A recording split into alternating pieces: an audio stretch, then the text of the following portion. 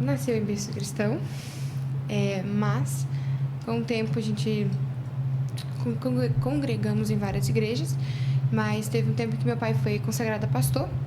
Quando ele foi consagrado a pastor, ele foi pastor, então ele teve um tempo que ele foi pastor, ficou na igreja. Daí ele recebeu... Na verdade, antes dele receber essa palavra, a gente conheceu uma base missionária no Ceará, que ela fazia programação com adolescentes e crianças. Daí a primeira programação que eles fizeram, eu já estava dentro já. Primeira escola, é a primeira, protótipo, sabe? Você lembra quantos anos você tinha? Eu acho que eu tinha 10. Eu lembro que eu era mais 9, só que eu insisti muito para Vocês nasceram no Ceará, Nasceram no Estavam lá. Desculpa não ter falado, nasci no Ceará. Aí descobri dessa escola, falei, deixa eu participar. Só que tinha que ter 11 anos para participar, né? Daí eu insisti, e eles deixaram. Daí eu lembro que era o nome era SCANF, que era Escola Missionária de Férias. Daí meu pai me enviou. Daí foi muito incrível. Meu pai me enviou, olha. Daí eu fiz. Nossa, ela acha que eu descobri um pouco da paixão, assim, do que é viver missão, né? Porque a gente teve tempo teórico e depois a gente teve tempo prático. Então, primeiro que um menino de 10 anos, no meio de uns grandes, assim, aí ele chega no prático e fala, vai evangelizar. É um susto, assim. Então, eu recebi uma responsabilidade ali, né? Daí, no meio do ano, teve outra. Daí eu fui. Mas você já era um pouquinho mais velha, não? Também? Acho que eu fiz 11, olha. 11 anos. Já podia. Eu podia ir. Aí eu fui. Eu também fiz. Aí a Nivinha conseguiu, só que ela fez pra criança mesmo. SCANF Kids. Aí eu fiz 2 também. Fez 2, né? Fiz 2. Aí ficou nessa onda aí, vai e volta, vai e volta. Aí era 10 dias fora de casa, né? Então a gente gostava de, sabe, estar com pessoas, aprender. A gente nem sentia falta de casa. A gente queria ficar lá. E a gente acordava cedo, né? Era tudo bem tudo regradinho. Assim. A primeira experiência assim, que a gente teve fora de casa foi acorda cedo, tem que comer o que coloca na mesa, tem que cumprir o horário, tempo de banho, 5 minutos de banho. Então, tudo muito regradinho, assim, mas pra gente era E tinha incrível. Devocional, palavras? Era bem regrado, assim, a gente acordava, tomava café, não, minto, a gente tinha um tempo de devocional sozinhos, aí tempo de devocional em grupo, a gente compartilhava, comia e depois a gente ia pra oração. Então, sempre muito ensinando os princípios, né, tanto a leitura como a oração também. Aí depois tinha aula também. Tinha as aulas. E isso gerou cultura, né? Que até hoje vocês... Até hoje a gente ama isso. Costumam orar, costumam Acho que ler a palavra. Foi aí que a gente aprendeu o significado de ler a palavra e anotar, fazer anotação. Tipo, não é só uma leitura, tá apresentando alguma coisa diferente aqui pra gente. Então, acho que foi bom. Porque a gente podia compartilhar, né? Meio que sair da zona de conforto. Daí, em 2013, meu pai recebeu uma palavra para ir pra missão. Foi quando a gente foi pra base missionária, em Almirante Tamandaré. E a gente foi em 2014. Então, a gente passou esse tempo lá, a gente morava dentro da base missionária. E foi aí que começou a nossa jornada na missão integral. Então, eu digo que não foi só do meu pai. Isso foi nossa também, porque, querendo ou não, a gente estava incluso no meio. Então... Amém. Uma coisa importante que você falou aí, Lívia, que eu acho que é importante também a gente trocar ideia e aproveitar, né? A respeito da questão de vocês estarem aprendendo a evangelizar. Eu vejo que muitas vezes, né, eu estou dizendo no convívio natural da comunidade, né, das igrejas, nem sempre a gente acaba tendo assim, um aprofundamento a respeito disso, ensinando as pessoas novamente a falar a respeito do evangelho. Parece que é algo assim que é natural, mas ele não é tão natural, né? Sim. Dentro da gente. Tanto que vocês hoje têm a escola, vocês trabalham com isso, mas isso foi importante para você? Foi. Porque eu tinha vergonha. Na verdade, até hoje eu tenho um pouco de vergonha ainda, mas eu estou tratando. Mas eu acho que o evangelismo em si é cumprir aquilo que a gente lê também, eu acho que Romanos, né? Como que ouvirão se não há quem pregue? Então, a gente vê... Eu acho que foi um amigo na escola uma vez, estava no 5º ano. Ela estava triste, e daí... Eu lembro bem, eu acho. Eu sentei no lado dela, eu não falei nada. Eu cheguei a falar, minto, eu perguntei, você tá bem? E eu abracei ela e saí. Eu era uma criança, não entendia muita coisa. Mas eu sabia que meu pai fazia isso com a pessoa e a pessoa ficava bem. Então eu fui tentar. E eu cheguei, pai, eu conversei com a menina na escola, abracei ela tava assim. Daí meu pai, viu? Isso é importante, entende? Então acho que aí eu comecei a entender o quão é importante. Tipo, eu vejo a pessoa com dificuldade ou a pessoa que está longe, eu não vou julgar. Muito pelo contrário, eu vou apresentar aquilo que eu tenho, que eu amo, entende? Tipo assim, eu tenho um amor aqui muito incrível, deixa eu te apresentar. Então eu acho que aí que, se a gente entender isso, beira egoísmo nosso não querer compartilhar tal amor, né? Então, Tipo, um Ex- título, né, que a gente tem. Exatamente. E outra coisa que eu acho importante também da gente salientar, isso que vocês estão falando, é que muitas vezes a gente acaba lendo bastante e se preocupando com condições específicas, que seria combater doutrinas específicas. Não que você não precisa conhecer, eu acho que isso é importante. Mas o mais importante é a disseminação do Evangelho. Porque aí sim a gente traz a realidade daquilo que Cristo fez. Não é? E as pessoas, elas vão ser convencidas pelo Espírito, não é por nós, né? Porque muitas vezes a gente entra nas discussões querendo só combater as pessoas. E essa atitude combativa, ela não é uma atitude muito legal. Agora, você demonstrar empatia, chegar perto, mostrar o amor que você tem, aquilo que Deus fez na sua vida, a obra da salvação, né? Aquilo que Jesus fez por nós. Pode falar, querido. Um afeto, não, só... Não, é só isso, só um afeto.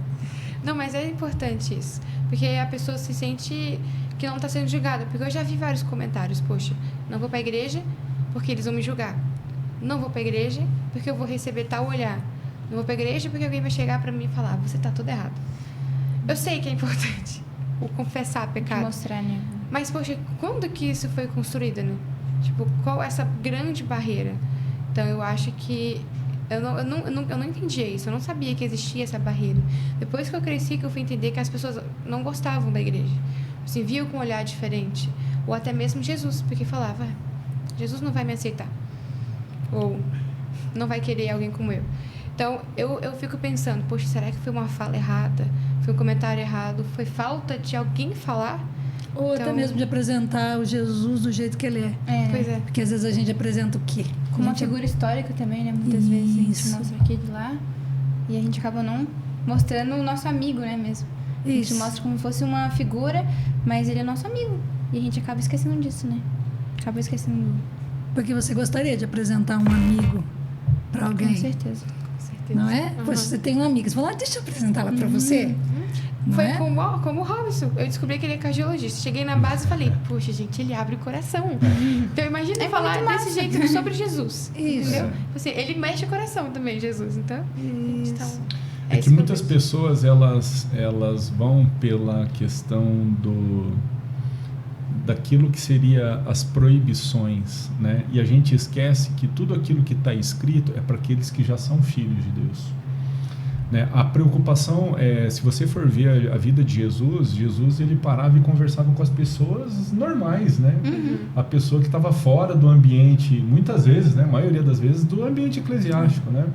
E ele abordava essa pessoa que estava ali com seu coração e ele se demonstrava, ele derramava o amor dele sobre essas vidas. E isso, se você for ler nos evangelhos, é muita coisa que ele fez.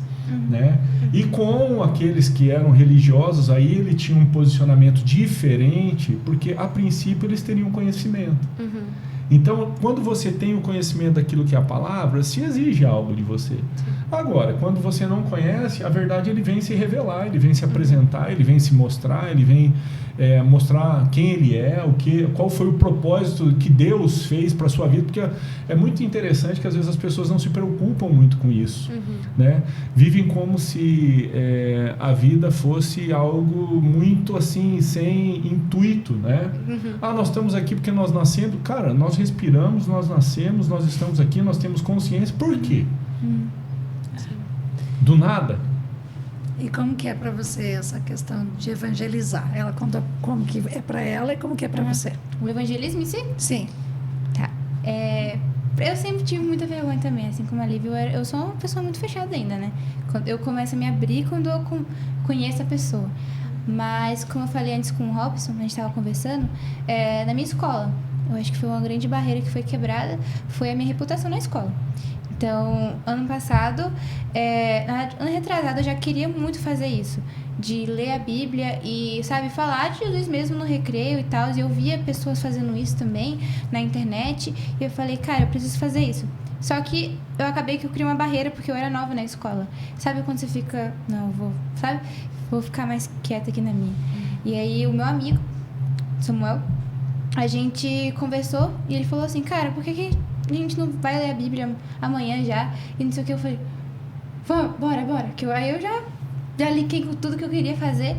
E eu tinha acabado de chegar da Itália, no prático. Então, eu já tava muito ansiosa, assim, pra fazer alguma coisa. Porque a gente teve um relacionamento com os adolescentes e tal. E a gente viu a escassez que é o evangelho pros adolescentes. E eu falei, vamos fazer. E aí, todo dia, a gente lia um capítulo ou uma perícope que fala, né, do livro. Então, a gente começou com João. E a gente mostrou quem era Jesus. E a gente... Era só nós dois, no início. Então, era só eu e ele bem quietinho, assim, na mesa, lendo a Bíblia. Aí, depois começou a gente sair. A gente sentou no chão, assim, no corredor. E aí, as pessoas começaram a ver. As pessoas começaram a sentar. As tias da limpeza começaram a ficar assim, pertinho da gente, ouvindo. E o sargento também, que a gente estava numa escola cívico-militar.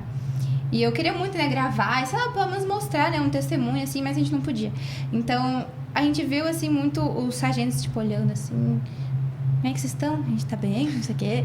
Aí eles até faziam umas perguntas também pra gente, a gente tinha que tentar responder, aquelas perguntas bem difíceis, assim, que nem você que tá lendo a Bíblia todo dia, você consegue explicar algo assim, né? Mas a gente tentou todo dia. Aí até o sargento trouxe um menino pro nosso grupo. Ele falou, tem um menino ali que eu conheço, que ele lê bastante a Bíblia, não sei o quê. Eu acho que ele vai gostar de vocês. Aí ele trouxe ele e todo dia esse menino participava com a gente. Então, Que legal. e aí começou a chegar mais gente. Tinha dia que dava 15 pessoas. Uau. Teve um dia que deu mais de 15 pessoas também. Teve dia que deu eu e o Samuel. Mas também tinha dia que os professores ficavam também querendo ouvir. E foi muito interessante. Eu acho que eu quebrei uma barreira muito grande, sabe? Minha reputação na escola foi quebrada, assim. Eu li a Bíblia na hora que o professor tá fazendo nada, vamos dizer assim. Eu pegava minha Bíblia, já ia ler pra estudar para o recreio. Então, eu acho que me esticou bastante, sabe? Eu gosto muito de falar sobre isso, porque já tenho muitos testemunhos também de pessoas que falaram que se cortavam ou que a sua vida em casa era muito complicada, seu relacionamento com os pais era muito fechado. E aí eu sempre eu e Samuel, tipo, tentando falar a base das escrituras. Então, ó, você tem que respeitar, mesmo que eles estejam brigando, você tem que ser a luz na sua casa, sabe? A gente sempre tentando mostrar, assim, como eles deviam fazer. E deu muito certo, eu acho.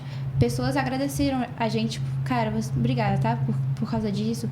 Uma menina teve uma vez, eu não sei se essa história é verídica, mas porque tem gente que fala, né?